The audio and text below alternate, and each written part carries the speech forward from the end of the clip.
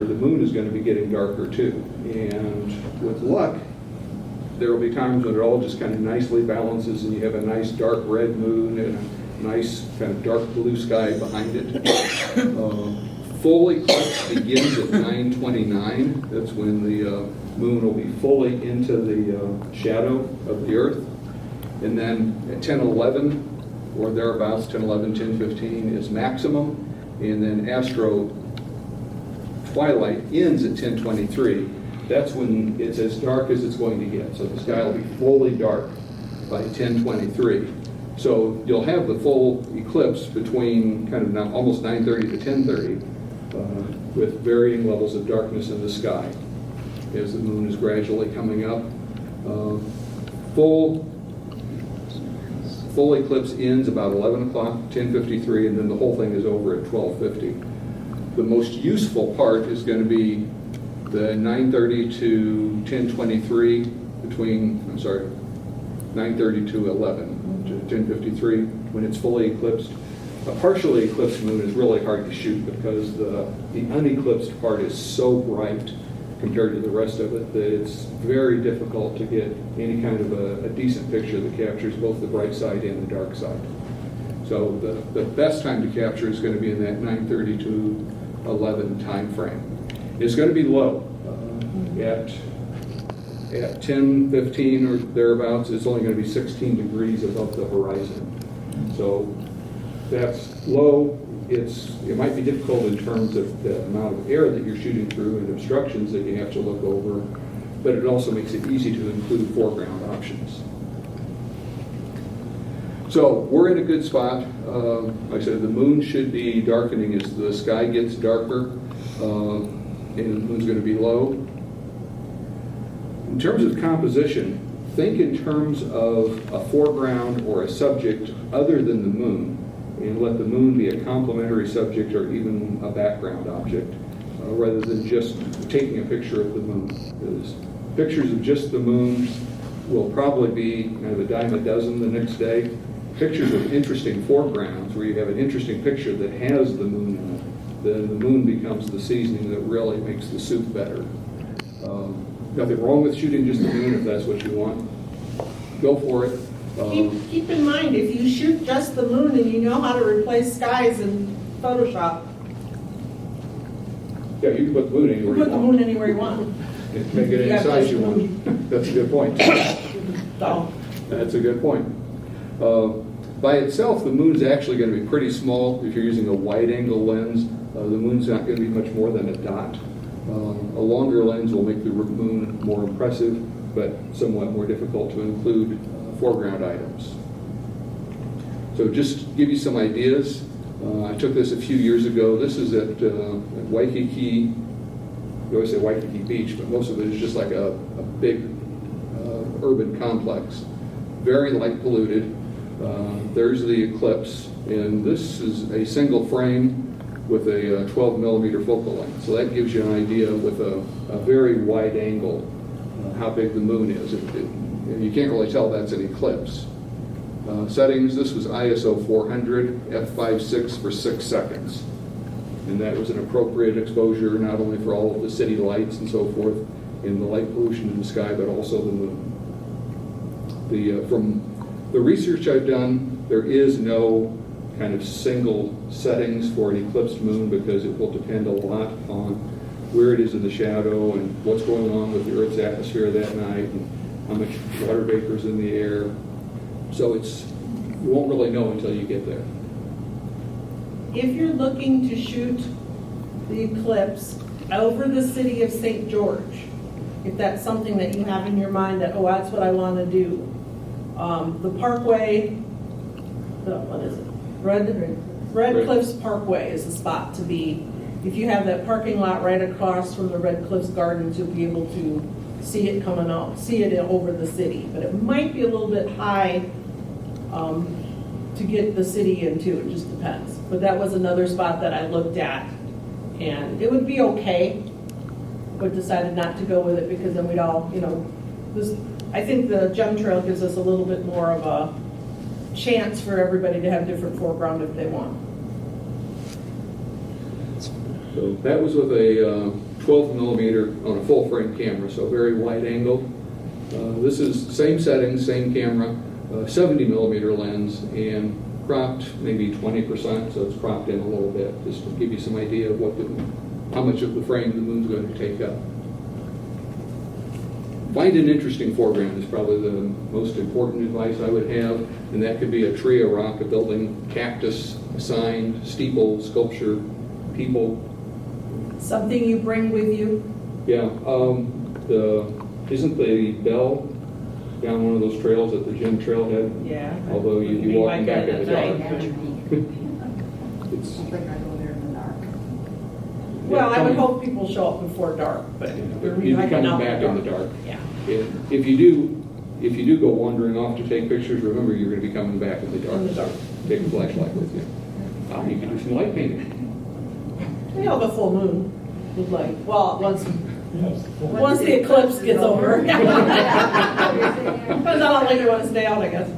So a composition that's interesting without the moon will be better with the moon. Just give some other references for the size and the field of view. This outer box is 530 millimeters of focal length, and you can see even at 500 millimeters, the moon is still pretty small. You're going to have to get up to around 2,000 millimeters, which is this smaller box, if you want to really fill the frame. So if you have one of those, 150 to 600 millimeter zoom lenses, especially if it's on a crop sensor camera, that's going to come pretty close to filling the frame with the moon. Exposure, I've said before, the moon is very bright because it's basically a daylight illuminated object. It's in full sunlight just like we are here in the middle of the afternoon. So it's bright. A partially eclipsed moon is going to have that huge dynamic range where range is going to be super bright on one side and real dark on the other side. Very difficult to photograph well. Once it's fully eclipsed, it's going to be bright enough that it's manageable. You can take pictures handheld, but you're going to be better off on a tripod. I would suggest starting somewhere in the ISO 100 to 400 range. F5.6 to F8, something like that, is usually a sweet spot for most lenses, and somewhere in the 2 to 5 second range. If you get much longer than 5 seconds, especially with a longer lens, the moon is going to have an apparent motion, so you're going to start getting blur if you go longer than 6 seconds or so. And like I say, you can do it handheld. This was at a couple years ago from actually here in St. George in the city at 70 millimeters, a fifth of a second, f4, and I cranked it up to ISO 5000, and I kind of braced myself, set the shutter on continuous, and just held the shutter button down for 10 or 15 shots and tried to hold it as steady as I could. And if you do that a few times, you'll get lucky and you'll get a couple that are in focus. It'd be interesting for those, if there's anybody that has that new Olympus OM1 that's supposed to have all of that stabilization, it'd be kind of cool just to see what you could do handheld. Just a thought. Rod. Not to single anybody out. I shot the moon handheld with it, Yeah, so it does work. it does work. Okay. Okay. There is a website, and Shirley, I'll send you this link. Sure. that As soon as you says- send me your slides. So you don't have to all write that down. But it does have guidelines on, for different eclipses and what the photographic settings would be. The problem is it comes to a John Ross setting or something, JONROS, and it's a scale of 1 to 4, and your exposure's all over the place depending on what your 1 to 4 rating is. If you go look up that scale, it says, well, nobody really knows. It's not an absolute scale. It's more of a subjective scale, and you can only judge it by looking at the moon. So Should you spot meter, or should you matrix meter, or center weight? probably none of those, unless you have a spot meter that is spotty enough that it is on the moon and nothing else. So what should your metering be on? You're really going to be looking at the histogram and the LCD and judging by that. And just remember, you're out there in the dark, your eyes are dilated, your LCD is going to look brighter than it really is. So if you can look at your histogram, that could be a good tool to use. Or just try a whole bunch of different settings. Try a whole bunch. The most important thing is don't blow the moon out. If it's too dark, you can brighten it. If it's too bright, the game's over. Shoot in RAW if you can. Focus is probably going to be the trickiest part because for most situations your autofocus isn't going to work. So you'll have to set the focus manually. You can focus on any object that's sufficiently far away. So for instance, if you're out at the gym trailhead and it's still light enough that your autofocus is working, you can focus on a distant mountain and then just don't touch your focus.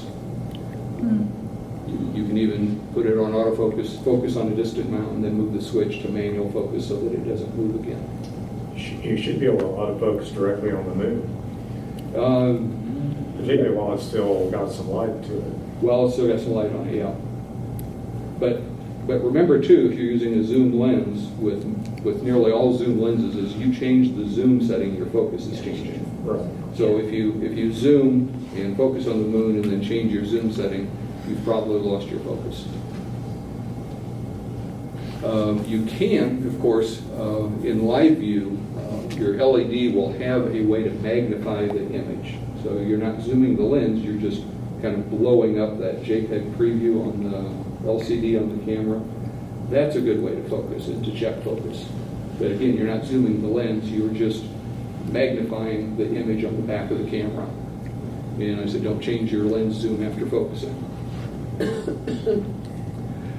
Be prepared. Probably one of the most important things that people don't do is practice in advance.